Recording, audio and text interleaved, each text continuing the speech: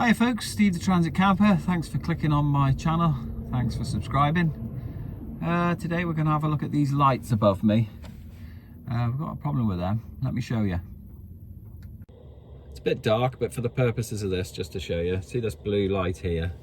So from the outside, we open the van door, we jump in the van, we press that button, light goes out, and we get these three lights on in the ceiling or in the roof. The trouble is, when we switch them off,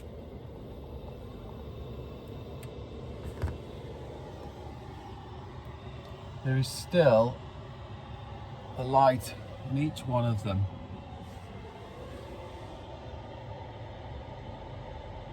So somewhere it's leaching electric into those LEDs, and although that's a tiny amount of electric, it's enough to annoy your batteries.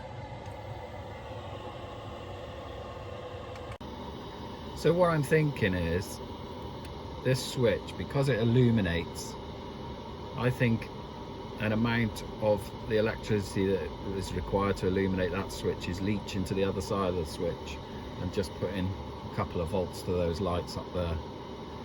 So we need to get rid of that.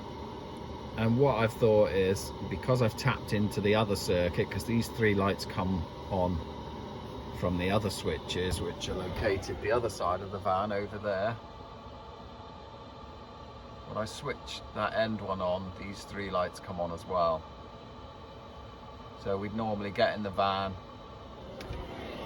we'd switch that one on until we've sorted ourselves out, then we switch it off and we switch to those lights there. So we're going to get rid of that plan.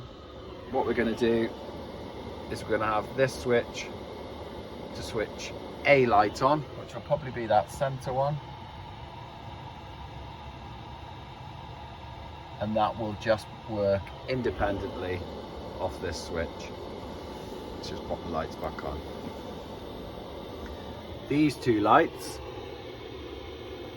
will continue to work off that end switch over there. So let's see how easy that is to do. So I obviously don't know how I wired them in. I don't follow any circuit diagrams, just run wires, plug them in to how I know it's going to work. So what I'm going to do is have a look behind that switch panel now and see if it's easy to separate those wires there. If it isn't, we might have to run another cable, complicate the job a little bit. Hopefully we won't though. Let's go and have a look. So we're gonna need to go inside this cupboard, and then we'll just remove that panel there. We'll have a look at the wires behind there. And hopefully it'll be straightforward. So we've whipped that panel off and we're gonna have a look. There's quite a lot of wires around the back of here, as you can see. But I know exactly where every one of them goes. So I did it all myself. So just need to fiddle through, find out which wires go to those three lights. Just pulled that switch bank out. Probably make it a bit easier to see what's going on behind here. Because I have forgotten exactly what I did. But we'll have a look now. Right, so it's not going to be as straightforward as I thought. So the wires behind there, the feed for these three up the front comes straight out of those switches, goes along inside of there, and then along this trunking into this first light, then out of that light, down through the trunking, into that light, and then coupled to that light. So they're wired in what we call series. So we need to work out how we're going to make them independent. So the first part's going to be relatively simple. I'm just going to disconnect those two wires, and that way that switch should just turn that one and that one on. When I say that switch, I mean the one at the back of the van.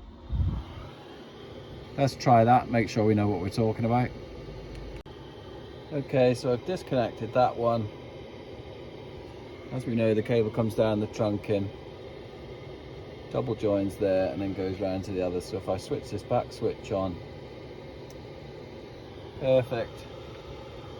Got my two other lights on, and this one drops out of the circuit. Now we just need to get that working separately off that switch down there.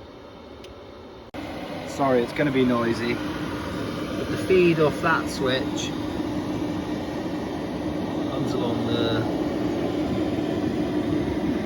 and this is the front switch we're talking about now, and then disappears up towards that other bank of switches at the back of the van, and that's off the back of there. So we need to see what kind of length we've got on that cable. Right, so it comes through the back where the fridge is. It's that cable on the right that's sticking out, travels up through the cupboards, and once again I've got it sticking out there, and it'll carry on, and then it makes its way behind that cover towards the other bank of switches. So we'll see if we can find that cable and connect it straight to the light. It's as simple as that. Yeah, so that's coming all the way along, and that's our cable there. So let's just work out this wiring now.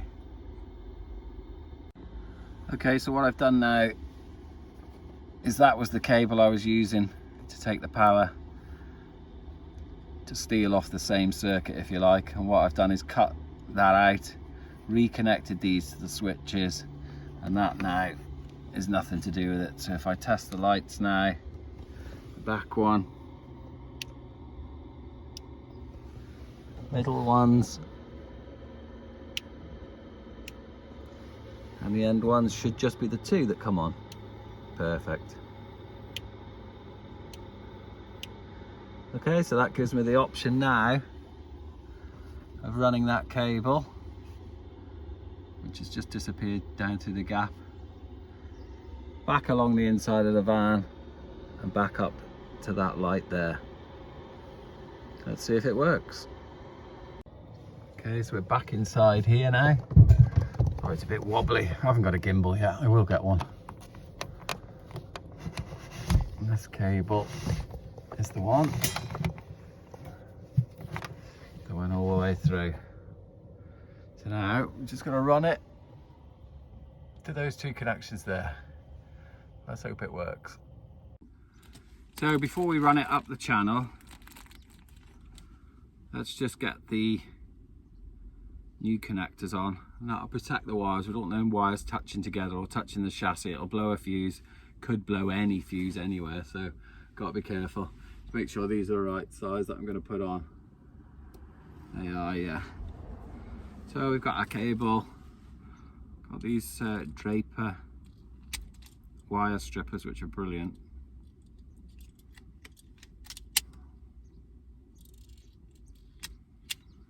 And they literally just pull the wire off. It's just a blade inside, just grips it, and you can see it pulls along and it strips the cable for you. So we'll give them a twist. The idea is you're making them solid. Pop your cable in all the way up to the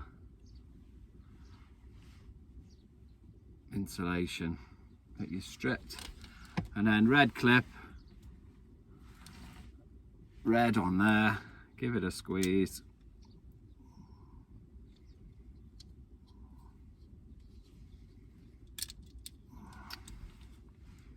Bit cack-handed then.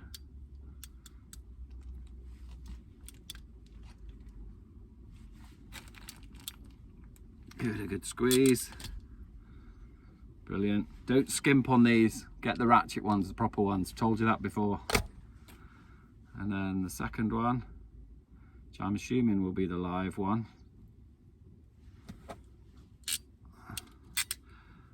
And we'll give that a squeeze. I'm not worried about the length of the cable because I can lose that in that cross member in the roof of the van. Okay, they're solid. Perfect. Okay, so it's never that simple, of course. So what I actually did is that switch was purely, it doesn't carry any power. So it was just a cable coming from that end of the circuit and then switched at this point. So what I need to do is get a live feed to that switch, and then when you switch it on, it'll send a live feed to that cable, because there isn't any power on this end. It was purely obviously switching between 12 volts behind those switches and just kind of diverting current to where I wanted it. So that could all be something to do with why it was leaching as well. So it probably wasn't the best plan in the first place. So we'll have a look, see if we can get some voltage to these, but firstly to that switch. So I think the easiest way of looking this switch, I know I haven't got a lot of cable here between that and that, so I've got to be careful, but I'll whip these screws out of this panel and have a look behind there. Trouble is with doing your own camping, unless you sort of take photos as you go, or you've done a video as you go, or made wiring diagrams, it's very easy to forget what you've done, and my memory is not as good as it used to be. So we'll whip those screws out and we'll have a look behind this panel. So just whip that panel out. Those 3 cables came off of that switch. We'll just have to figure out which way those go back, but that's not a problem. There's the gas bottle that you haven't been able to see all this time. It is chained to the van. That's what I'm always reaching around for. The cable's just... So let's have a look at the back of the switch. And there it is, and you can see no power going to it at all. So we need to put that right. Okay, better shot of that for you, that's better. Okay, so I've just put the continuity tester, I'm trying to show you that there.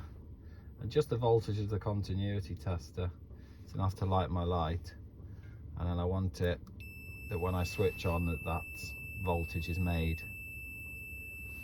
So it's quite complicated. I'm going to have to go through these now and find out which ones that I need and solder a couple of tails on.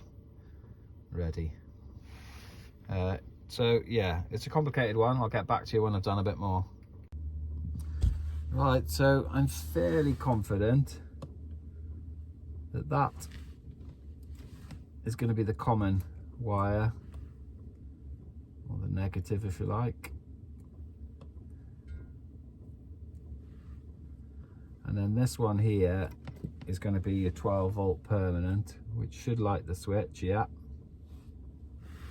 So can you see that? It's lighting the switch. And then when I press that, it should divert the power, which will be 12 volt, from the bulb to my source. And it does, so the light goes out. So I need to get a cable now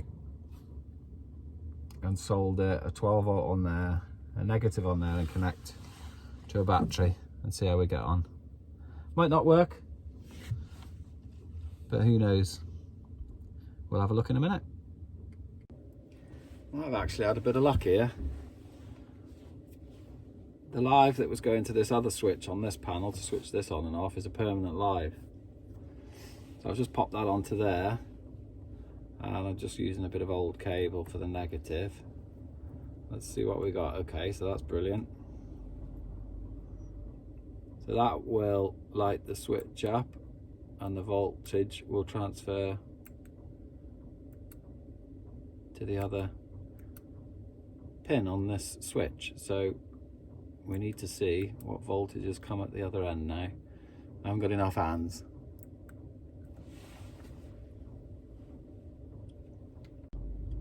Okay, so I've made a little temporary link there. Now with that switch pushed in, ideally I wanted 12 volts on the end of this cable. I've got my meter on the end of that cable that's going to go to the light.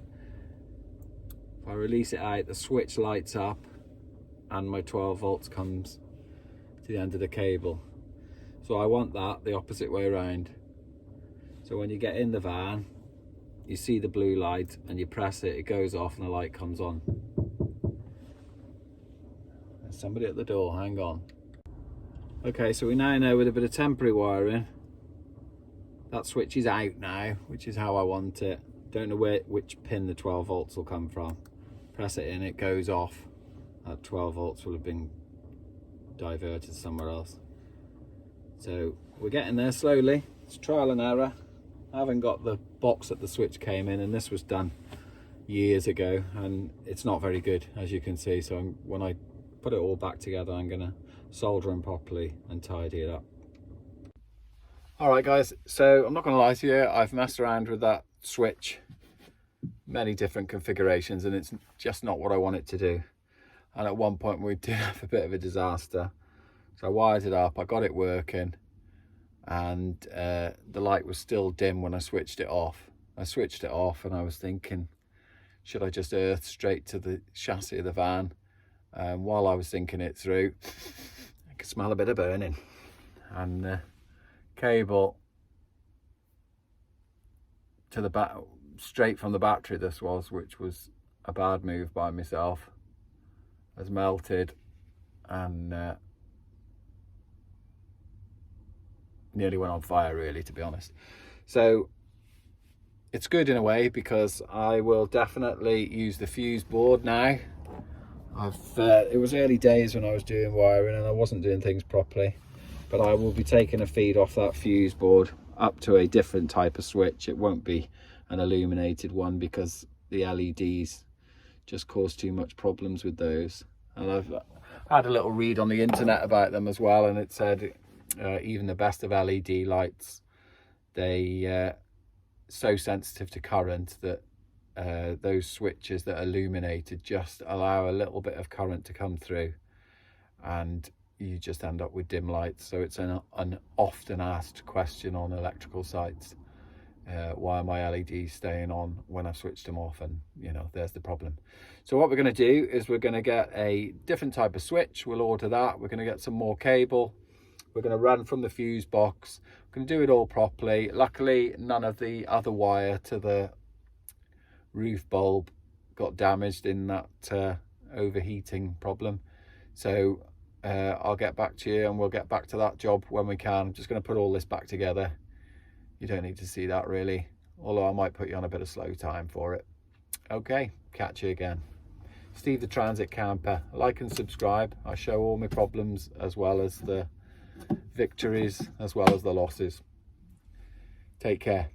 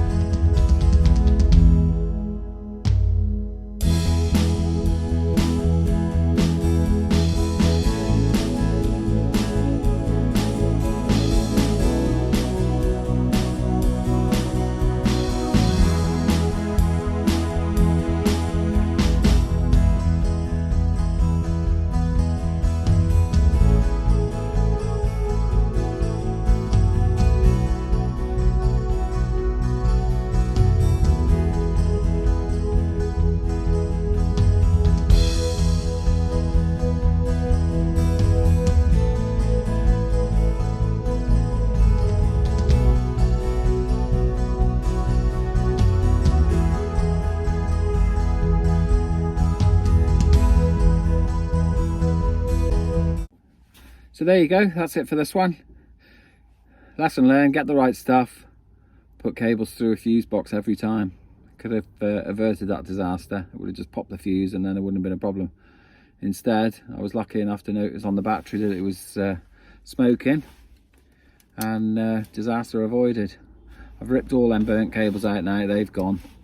So I'll get online, I'll order some new cables and a switch, and we'll just run that single light switch. All the others are working fine, so nothing to worry about there, and everything's good otherwise. Okay, Steve the Transit Camper, take care.